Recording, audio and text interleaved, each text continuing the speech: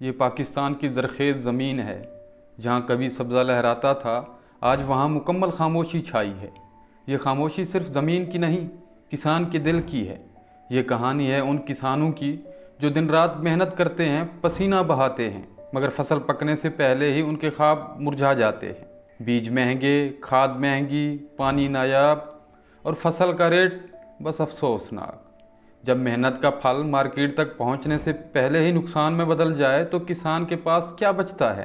قرض بڑھتا جا رہا ہے اور امید ختم ہوتی جا رہی ہے۔ گزشتہ چند سالوں میں سینکڑوں کسان اپنی زندگی کا خاتمہ کر چکے ہیں۔ نہ تو وہ بے ایمان تھے اور نہ ہی کاہل، بس نظام نے انہیں توڑ دیا۔ اب سوال یہ ہے کہ اگلی فصل اگے گی یا صرف خاموشی؟ کسان کی زندگی ہماری خوراک کی بنیاد ہے۔ اگر وہ کمزور پڑ گیا تو پورا ملک بھوکا رہ جائے گا۔ اسے بچانا ہم سب کی ذمہ داری ہے۔